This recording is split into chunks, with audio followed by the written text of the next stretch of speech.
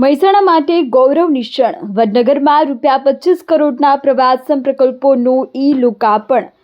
મહેસાણા જિલ્લાને ગૌરવ અપાવતી મહત્વપૂર્ણ ઘટના અંતર્ગત ભારતના વડાપ્રધાન નરેન્દ્ર મોદી દ્વારા તારીખ 31 માર્ચના રોજ વાવથરાથી વડનગર ખાતે ₹25 કરોડના વિવિધ પ્રવાસન પ્રકલ્પોનું લોકાર્પણ કરવામાં આવ્યું હતું।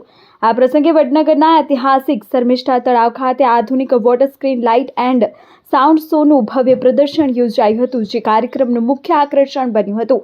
વડનગરના શર્મિષ્ઠા તળાવની જળસપાટી ઉપર વડનગરનો ઇતિહાસ જીવંત થતો અનોખો લાઇટ એન્ડ સાઉન્ડ શોના આકર્ષણનું કેન્દ્ર બન્યો હતો। આશરે 34 મીટરનો આ શો વડનગરના સમૃદ્ધ ઇતિહાસને આધુનિક ટેકનોલોજી દ્વારા રજૂ કરે છે, જેને નિહાળી ઉપસ્થિત લોકો મંત્રમુગ્ધ થઈ ગયા હતા। આ પ્રકલ્પ ગુજરાતને પ્રવાસન ક્ષેત્રે વધુ મજબૂત બનાવવાની દિશામાં મહત્વપૂર્ણ પગલું સાબિત થશે। વર્ષ 2026ને ગુજરાત પ્રવાસન વર્ષ તરીકે ઉજવવાના સંકલ્પને સાકાર કરવા માટે આ પહેલ નોંધપાત્ર માનવામાં આવે છે। આ સાથે સ્થાનિક સ્તરે રોજગારીની નવી તકો ઊભી થવાની પણ શક્યતા વ્યક્ત કરવામાં આવી રહી છે।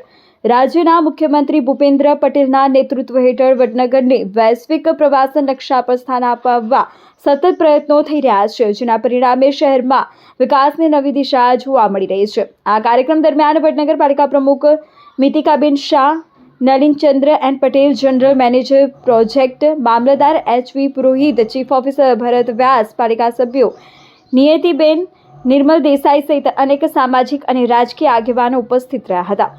સ્થાનિક નાગરિકોમાં પ્રકલ્પને લઈને ભારે ઉત્સાહ જોવા મળી રહ્યો છે। વડનગરના ઐતિહાસિક વારસાને ઉજાગર કરતો આ લાઇટ એન્ડ સાઉન્ડ શો હવે આવનારા પ્રવાસીઓ માટે વિશેષ આકર્ષણનું કેન્દ્ર બનશે। मैं हूँ शर्मिष्ठा जी, शर्मिष्ठा जी। पंजाब का गोविंद सागर, उत्तर प्रदेश का गोविंद बल्लभ पंत सागर,